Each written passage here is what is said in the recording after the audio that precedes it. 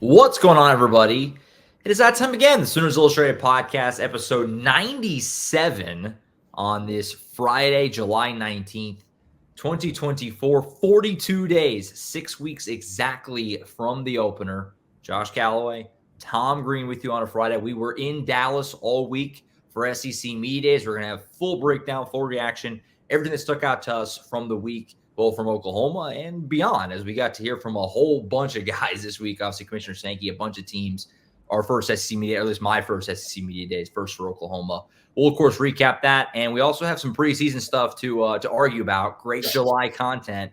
Preseason poll this morning, and all preseason, all SEC teams also dropped today. So we'll talk about that a little bit. And a big commitment is coming up tomorrow, a big decision. We'll preview that just a little bit coming up on the back end. But, Tom, let's go ahead and start with, I guess, the news of the day, if you want to call it that. Just about an hour ago, the SEC preseason poll came out. The all preseason SEC teams came out. We'll start with the poll. Oklahoma is 8th, so number 8. So basically right smack dab in the middle. Yep. Obviously, 16-team league. Where are you at? I'll just open it that way. Too high, too low, just about right? How do you feel about Oklahoma's placement there in the 8 spot? They're behind. It's funny because we talk about how tough their schedule is. Basically, their entire schedule is who's in front of them. Six of the seven. Yeah, 6 of the 7 teams in front of them are on their schedule. 3 of those on the road, 2 at home, 1 Texas at a neutral site. Right. I wasn't surprised to see them finish 8th because at the beginning of the week, we released our 24/7 Sports preseason SEC poll, and that's where Oklahoma was pegged in that one too. Sure. I think, I had them a little bit higher in my poll. I had them 5th.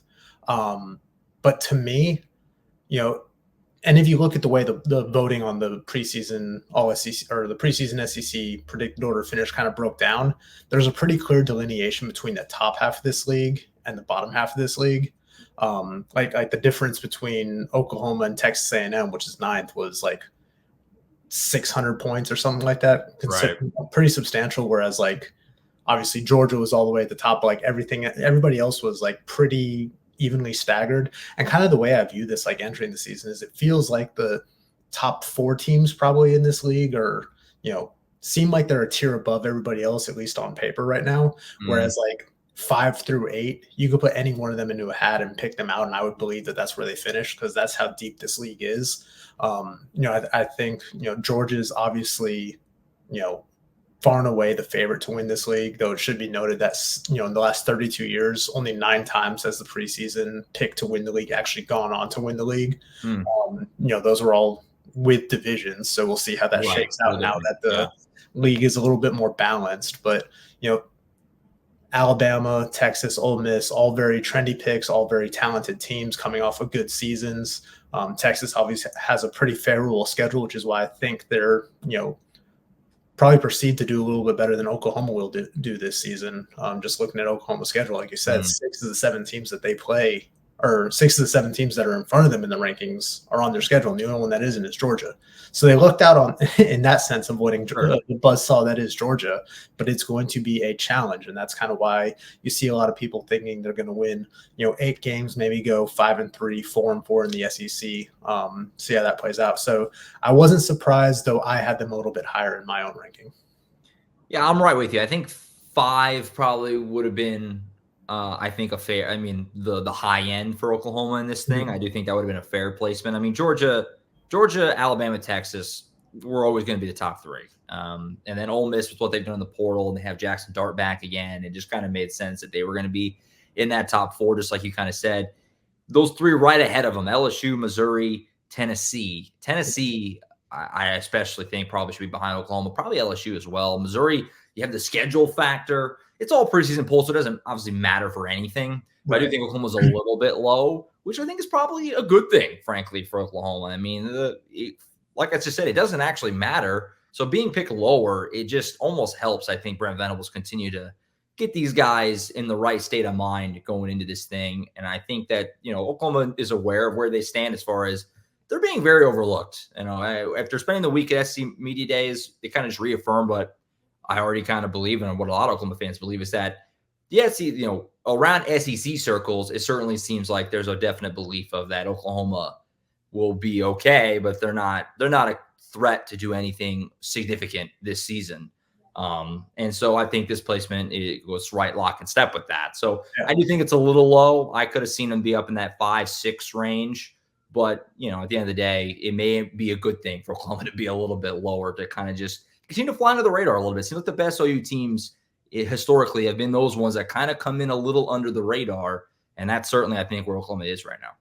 Yeah. And look, like you said, this is preseason fodder. Ultimately, Sure. it doesn't mean anything. The poll itself has not been totally accurate in the last 32 years, as we discussed. Right. But, just something else to monitor. This is voted on by the media, and not all of them take it completely seriously. And some are very, slanted in how they pick their teams. If you look at the teams that receive first place votes, Vandy got 2 first place votes. South Carolina got a first place vote. LSU to a lesser extent got 2. I mean, I think LSU has a high ceiling, but until they can answer those questions on what was a very bad defense last year, I'm not completely sold on them. But you look at how the voting breakdown. Not everybody takes it seriously. Not everybody, really takes these things to heart. So yeah, it's fun to talk about. It's good preseason fodder to kill some time over the next month and a half before the real games begin. But ultimately, it doesn't mean a whole lot. Yeah, you're right. I'm glad you pointed that out. Vanderbilt 2 first place votes, and South Carolina also got a first place vote. Mind you, both of those were picked to finish in the bottom 4 of the league. Vandy picked dead last. Vandy dead last. Carolina, South Carolina 13. 13th. Yeah. Yeah, we all like Shane Beamer, but maybe they were gotten confused of just picking for longest opening statement at SC Media because Shane Beamer took that going away over 15 minutes. Man, I would have lost my life savings on Brent being the 100% second shortest opening statement from Red Venom. It was only about 4 minutes. He was very we'll get there, but he was very kind of to the point more than we're used to. We'll get there. So anyway, Oklahoma 8th in the preseason poll. They also had the all SEC teams came out, the preseason teams. Now, Oklahoma did get some respect here, not really in the volume of players, only 3 total guys on these 2 teams, but 2 first teamers on defense, and everybody could have guessed them, Danny Stutzman and Billy Bowman. Boy, I mean, not that long ago, it would have been insane to think Oklahoma would have 2 first team preseason all SEC defensive players. It really goes to show how far they've come in a short amount of time under Brent Venables and the development of these 2 guys in particular, Stutzman and Bowman, who are both guys before Brent. I mean, they both were Alex Grinch recruits that have developed and become these elite level players. Major statement there. Deion Burks is the other guy. He was on the 3rd team offensively. Maybe could have had an argument for a couple other guys. I know I saw a lot of other guys on the beat, so they voted for Nick Anderson. Maybe could have been in the mix here. But Stutzman and Bowman get their respect. First team defense. You wondered if they would get that respect from the other, media members in the SEC. And they did. So a bit of a statement there on those guys and what maybe people think the Oklahoma defense could be, this coming year.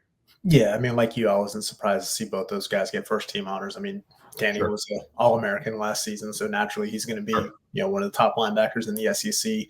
Billy, just what he did last season, first team all Big 12 last year, 6 interceptions, 3 return for touchdowns, led the nation in that category and in return yards, both program records.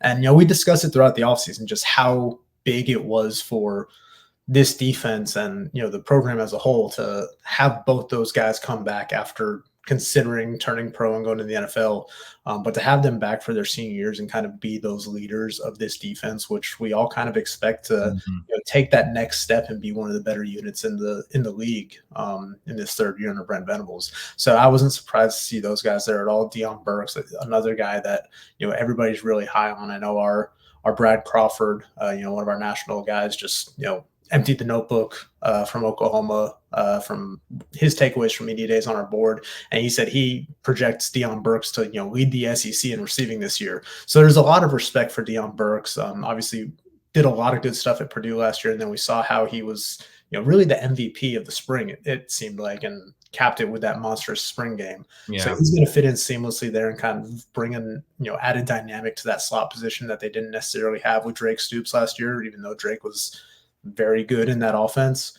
So a lot of respect there for Deion Burks. And like you, I think a case could be made for Nick Anderson to get on there, freshman All-American, 10 touchdowns last season, really just a breakout year for him. But it's a deep league. It's 16 teams now. Yeah. There's a lot of spots to go around. You only get, first, second, and third team for offense, defense, and special teams. So it's a tough task filling out, and kind of a tedious process to an extent too. Yeah, I would love to, bang the table for some snubs. I just don't know if there is any. Like we said, Nick Anderson would probably be the one for the year that he put together last year.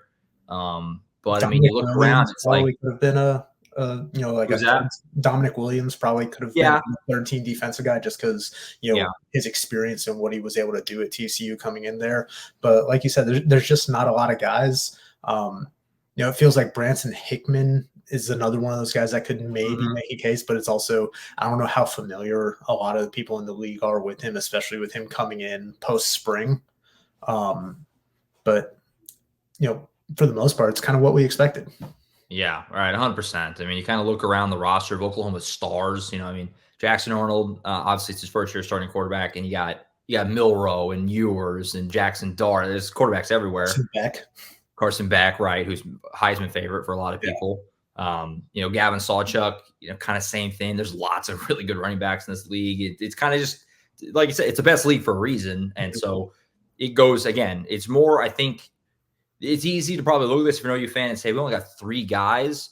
I really think it's more of a spin the positive. Maybe I'm just glass half fulling it to have 2 first team on defense with Danny and Billy is a bit of a statement. So preseason stuff, it just is another mark that we're getting closer. It's kind of funny. I joked about it a little bit with some people. We're used to the Big 12. The Big 12 would always drop their preseason poll and their preseason teams right before media days. And then basically coaches and everything got to be mad about it. This dropped right after, which probably makes a little more sense because you get to actually hear from everyone, then vote. Yeah. But you didn't get to have the Neil Brown last year for West Virginia to be like, we got picked last and just basically attack the media, the same people who picked him last. It's a little different format. But it was a great week at SEC Media Days. Nice segue. We were down there in Dallas, all 4 of us, the 2 of us, along with James E. Jackson and Colin Cannon. We were all there. It was an awesome week. First time for all of us except for Tom, who's a veteran at that thing. But it was what was that? 10 straight SEC Media Days for me. 10 great. Wow. We got quite a streak going. Next year, it's going back to Atlanta. So we got spoiled this year with it being right down the road in Dallas. But it was a great event. It was a different format than Big 12. It's a different layout, structure. It's very different. It's made for TV now. Yes, the crux of it is the same, obviously the overall, but it's a very different format, very different layout than what we're used to at Big 12 Media Days. Kind of got the swing of it. So, we got Brent Venables, Jackson Arnold, Danny Stutzman, Billy Bowman on Tuesday. You got to hear from Commissioner Sankey. We got to hear from Josh Heupel, Shane Beamer, Jeff Lebby, Kalen DeBoer, Kirby Smart. We got to hear from a lot of people. We skated on the last day, but we got to hear the vast majority of it. Takeaways for you. I'll kind of just open the floor there. You can we'll probably start with OU, but from Brent Venables, the players, what was kind of your main takeaway when you left on Tuesday or any day this week, kind of from the week events there at the Omni? I think one of the things is just listening to Brent talk. He kind of had this cool confidence about him going into the SEC. Yeah, I agree. I think he obviously understands the challenge and the undertaking that it's going to take to compete in this league, but it's also something that he's been trying to build toward for the last 2 years. That's what he was brought in to do. Joe Castiglione wanted someone to help usher this program into the SEC, and they hired Brent Venables because they thought he could be the guy. Obviously, a pretty considerable rebuild to have to undertake at Oklahoma, despite the recent success the program had before him. Mm-hmm. But just getting that roster from a personnel perspective ready for the SEC to compete. And we heard a lot of talk about how important it is to, trench play. And Brent Venables said, the championship teams that he's been on have had really good defenses. They've been strong in the trenches, and they've had strong quarterback play. And right now, he feels good about where the defense is. He's, I don't want to say surprisingly confident in the state of the offensive line, but he sees those guys every day, so he probably has a better take on it than us. He's also not going to throw them under the bus either. But he likes where the offensive line is at, and I'm sure adding Branson Hickman this offseason and getting Jaron Hatchett back healthy is huge for that. I know they're really high on Fabechi and Wewu too, and just the progress that he's made. So I think that he thinks that this offensive line is going to surprise some people. And then obviously we know they have all the confidence in the world in Jackson Arnold and what he's able to do, and kind of, think he's a budding star in the face of this program. So he thinks that, like I said, just a cool confidence about him. He wasn't like boastful or, had this bravado. He just seemed like, yeah, like we know it's not going to be easy. Where this team is in December, it's going to depend on how we handle these challenges and the adversity in front of us. So it was just interesting to kind of hear his take on that, now that, hey, it's here. Really the funny thing. So, I had this on a VIP piece on our board, but before Brent took the main stage on Tuesday, he met with, one representative from basically each media outlet on the local beat for a little scrum, about 20 minutes in like a holding room, about 40 minutes before he took the stage. And we all walk in there. He's standing in the back corner, and we're kind of all making our way toward him. Yeah, the group. He's got this. Yeah, he's got this grin on his face, and he just asks. He's going up to all of us. He says, "Are you guys SEC ready?" He just had this concept, and obviously, flipping that, very exhausted. Exhausted phrase and question on its head there. But it was just cool to see him kind of loose and, welcoming this new environment, this new challenge that Oklahoma's stepping into.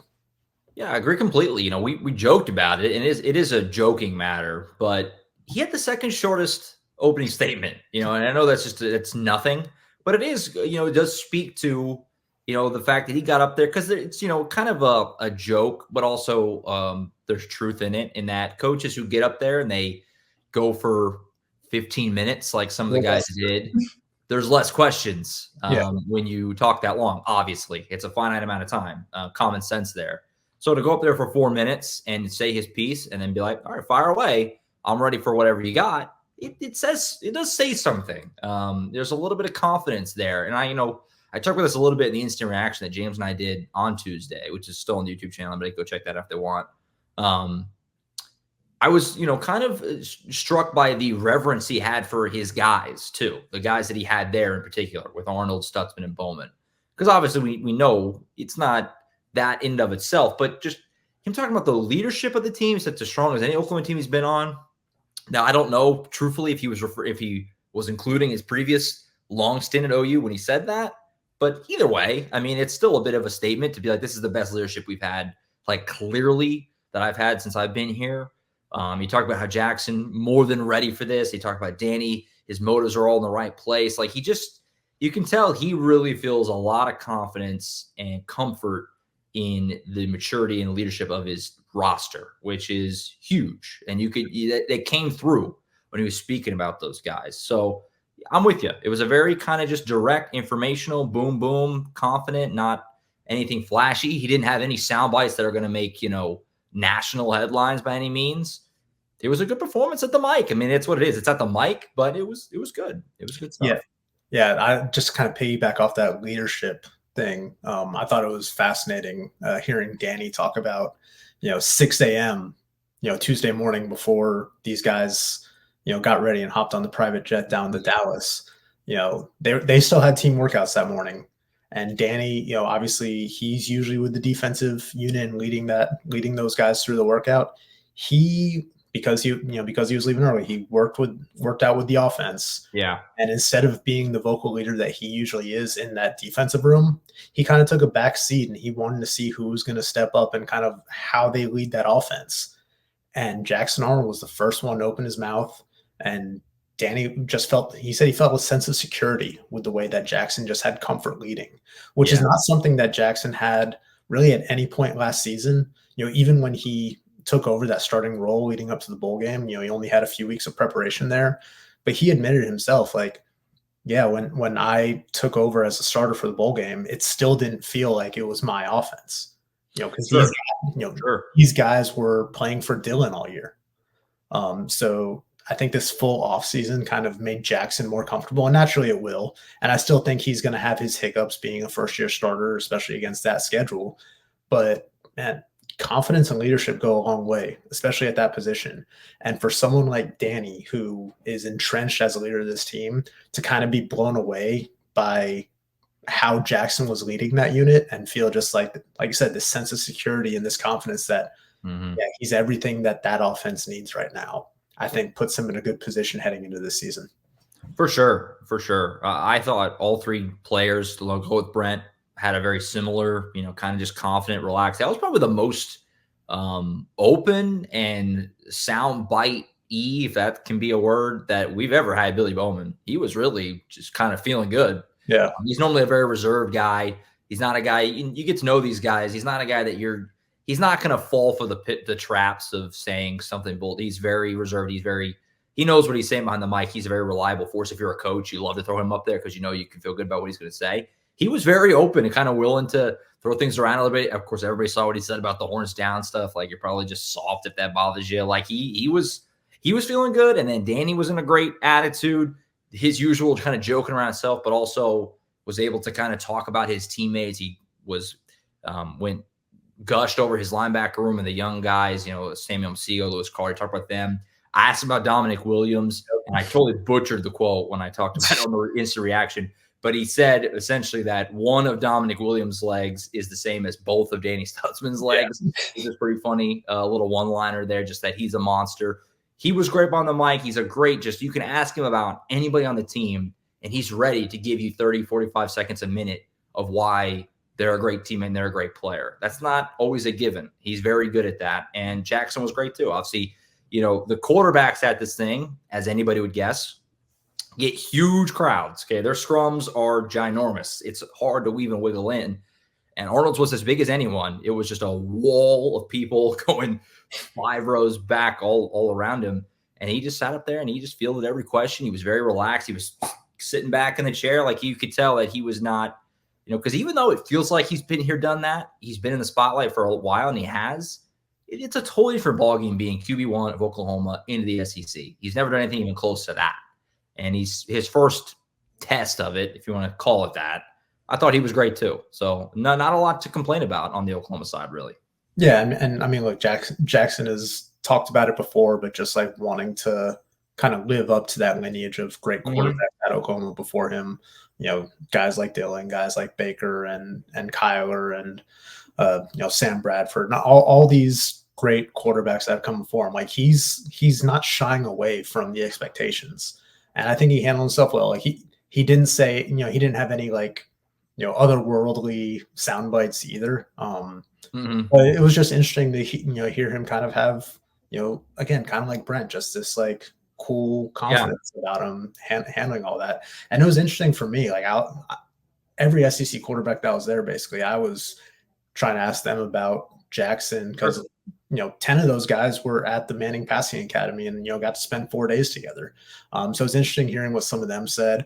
Obviously, Quinn Ewers is probably a guy that's like most familiar with Jackson, even though they didn't play against each other last year, but just like knowing who the Oklahoma quarterback is and both being in the Big 12 last year. Yeah. And, he said he expects Jackson to have a really good season and hopes he does, except for one game. Jalen Milroe, who's another guy from the state of Texas, he was talking about how interesting it was just, hearing Jackson's perspective as a quarterback at Oklahoma, because he only has the perspective of an Alabama quarterback. But he was like, hey, he's a guy from Texas like me, so I'm rooting for him, and I hope he does well. We heard, I think it was Graham Mertz from Florida talk about how Jackson can just rip it. These guys think that Jackson's going to be really good. And obviously, the kind of perception of the Manning camp is that a lot of these guys go on to be NFL caliber quarterbacks. They don't just invite anybody to that camp. There's a long line of, really good players, really talented players going through there. So obviously there's some expectations there that come with it too. So it's just interesting to hear from those guys who got to spend a few days around Jackson this summer too. 100%. And it is kind of, almost tying back into the preseason team conversation. It is kind of amazing. You really get an appreciation for it at this thing, how many big name quarterbacks there are in the league. Because of the teams, I think only 5 teams didn't bring their quarterback. And, of the other 11, they're all names that even like a casual college football fan is going to know. It's a loaded league, obviously across the board, but there's a lot of big name quarterbacks, and Jackson Arnold feels like he's ready to slide right into that as well. Anything else from SEC Media Days? I mean, other teams, we heard, like I said, from close to everyone. We got to hear from some people, certainly with some very strong Oklahoma ties with Josh Heupel, Shane Beamer, Jeff Lebby, Kirby Smart, every single coach, and you knew they would, got asked about Oklahoma and Texas joining the league. So OU was a popular topic throughout the week, them and Texas both. Anything else stuck to you from the week there? I just think like the other thing that, kind of the soundbite of the day yesterday, it seemed was, or not yesterday, but Wednesday. Yeah. Was Sark talking about how he thinks that the Red River is the most unique rivalry in college football, and probably or certainly in the SEC, but probably in all college football. Because he's experienced the Iron Bowl, he's experienced USC, UCLA, he's experienced a lot of those. So a lot of people grabbed onto that one because that is going to be a very hot topic throughout the year with these teams joining the SEC. I've obviously experienced both of them. I think they're both great rivalries. I think they're both bring something unique to it. Like we discussed, it's hard to beat the atmosphere of the Red River rivalry with just the split down the 50-yard line and just the pageantry of it being in the state fair. I think the Iron Bowl is a little bit different, especially when it's at Auburn. Things can go crazy. It was funny. Jackson was talking about how when he was at the Manning camp, he was talking to Carson Beck about playing at Auburn, because Carson Beck's first road start at Georgia last year was at Auburn. Right. So he's going to be in that same boat this year. And Carson just told him that place is cursed, which is kind of funny. It was a one-score game last year. Georgia struggled, but Georgia hasn't lost at Auburn since 2013. Is that the prayer of Jordan Hare? Yes. The tip one. Yeah. Yeah. Ricardo Lewis catching that tip ball. Yes. So I mean, Georgia's had its share of success there the last decade. So it's just kind of funny to hear that. But I'm sure Alabama fans would agree it's cursed. Yeah. So a lot of other people would be. And I think so far out, Auburn's either 9-10 or 10-9 in their last their last 10 home games against FBS teams. So it's been a mixed bag there lately, but certainly when that rivalry game is played in Auburn, anything goes. Right. But no, like I said, it's going to be a hot topic. A lot of people are a lot of people in this league are going to get their first real taste of the Red River rivalry this year. Sure. So that's something to look forward to. Oh yeah. I imagine there'll be a lot of SEC media there that's not normally there, obviously, right? Never has been. So that'll be cool. My favorite part about that, Sark talking about that, was he talked about his first game in it, 2021. And he talked about how, and I've said this before too, it really is, when you cross a 50, you're in Austin. When you cross the other 50, you're in Norman. It's really what it's like. And I don't know if people haven't been there before appreciate that. But he talked about that exact thing. And he talked about how he learned that the hard way, because in 2021, and OU fans will remember, they got pinned in that end. And in OU, Texas got pinned in Oklahoma's end, and they were just in hell. I mean, false starts, couldn't hear. It really is a road game, and then it's a home game when you get to the other side at a level that is hard to replicate anywhere else in neutral site. And it really isn't replicated anywhere else in neutral site. Because even like Florida, Georgia is down the other way. It's like the sideline. Yeah, and a lot of that is just because it's in an NFL stadium that's kind of designed. Yeah, it's not a perfect. It would be a lot more difficult to do it that way. But yeah, it's just a unique twist on how they kind of do things there. Yeah, it's great. But yeah, it was awesome. Again, doing a reinforce too that all the press conferences are on the YouTube channel with Venables and the three players. So you can go watch those and catch up on what they all had to say. They all talked at length about a lot of stuff. It's the first chance we got to hear from any of them and since really spring ball. So it was cool to catch up. Fall camp is just coming up. It's just around the corner. Just a couple of weeks away. Like I said, 6 weeks from today is the opener. So now's a great time. Go ahead and go to Oklahoma.247sports.com. Become a VIP subscriber. Great time. Recruiting is staying red hot. We're about to talk about something there in a minute. And fall camp's coming up. It's a great time to jump aboard with us. It's going to be a really fun season. Very fired up to get this thing started in the SEC next year. It's a great week in media days. Before we go, I do want to make sure we bring up Floyd Boucard, who I've kind of been dancing around a little bit here and there. Some of you fans may be familiar. I think Colin and I have talked about him on the podcast at least once or twice, but if we haven't, it's hard to remember when we go through. He's a high three-star defensive lineman from Miami, so in Tom's neck of the woods. He's committing on the 24/7 Sports YouTube channel tomorrow. Tomorrow, Saturday at 3:30 Central Time, 4:30 Eastern Time for him out there in Florida. He's making his decision. If you're a VIP member, you know where Colin's confidence lies. But even if you're just kind of perusing his profile, you can see some picks are in there from our national experts. Oklahoma's in very good shape here. Probably a commitment you want to go ahead and tune into tomorrow on the 24/7 Sports YouTube. Be another nice ad on that defensive line. They continue to stack. We talked about it with Colin a bunch of times. That 2024 group obviously was phenomenal.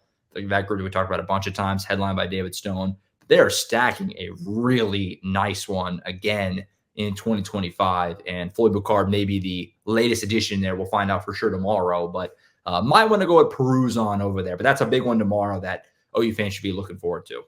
Yeah, I mean, another one that Todd Bates has been working on. I mean, you look at him, he's, got him listed at 6'3", 315 pounds. He's a big boy there to anchor the center of that defensive line, just on the cusp of being a composite 4-star. We'll see where he ends in, the final rankings. But look, he's a kid from Miami, Florida, playing at Miami Central High. That is a very good program historically. They turn out recruits. They win a lot of games. You're getting a guy who playing in a good program that plays high profile games and against good competition too. So he's not just some small school guy by any means or anything like that. So we'll see what happens. Like I said, kind of like where Oklahoma's standing in this one, but they just keep chugging along on that recruiting front. Yeah, I mean, to go, and we'll see what happens. Don't want to count chickens before they hatch or anything, but if they go into the heart of SEC territory and go pull, I mean, that's what you got to do. I mean, obviously in the SEC, and that's what we've seen them do. That defensive line crop that I kind of referred to, by the way, too. Trent Wilson, 4-star. CJ Nixon's a 4-star. Kamori Moore is a high 3-star. Then Alexander Shield Knight, we talked about before, the in-state kid. You add potentially Boucard to that to go with the 2024 group. We talked about a bunch like I just referred to, David Stone, Jaden Jackson, Okoye, Wyatt Gilmore. That's how you do it. You got to stack them year after year. The depth there is going to be something. Here come Todd Bates and Miguel Chavis are putting in work. And look like they're on track to get another one. Yeah, I mean, there's a reason why Brent Venables and the administration fought to get all of these assistants raises and extensions this offseason, because that was one of the other things that Brent talked about on Tuesday was, a lot was made about DeMarco Murray kind of turning down Ohio State and possibly some NFL opportunities that came along to stay at Oklahoma. But Brent was like that's the only one that's really been publicized. There were a lot of teams, both college and NFL, who are going after a lot of Oklahoma coaches. Yeah. And, Brent obviously knew the importance of, kind of keeping this staff intact and maintaining that continuity, even though they've made changes at the coordinator spots. But to keep the guys who are, around these position groups every day, that's their primary point of contact for each of these position groups. And you've seen how they've been able to do on the recruiting trail. You've seen how they've been able to develop talent the last couple of years and where they've kind of positioned this team and in the SEC. It was important to Brent and to the administration to be proactive to keep these guys around. And, Todd Bates is a guy that, multiple SEC programs wanted to get this offseason. Right. 100%. So again, that's 3:30 Central Time tomorrow, Floyd Boucard on the 24/7 Sports YouTube channel. So be sure to head on over there and get to hear from the man himself and some analysis with our national guys. They all do a phenomenal job, and be ready for that tomorrow. I think that's it for now. We're going to try and get this thing back on a normal schedule next week. It's been a moving target the last few weeks. But we should be good, I think, to get back on a regular Monday, Thursday, or at least close to it, at least 2 show a week, early, late. Like I said, fall camp is coming up really soon. So we're excited for that. We're going to have our position preview series starting soon, which we do on the podcast, which is a fun way to kind of get ready for the season. And fall camp, get to see these guys soon, actually in pads and things like that. So we're getting close. We're getting very, very close, 6 weeks from today. So be sure to tune in next week. Again, be sure to subscribe, Oklahoma247sports.com. Be sure to subscribe to the YouTube channel, the podcast feed, wherever you get it. That all really helps us out. We'll see you back here next time. For Tom Green, I'm Josh Callaway. We'll see you guys next time right back here on the Sooners Illustrated podcast.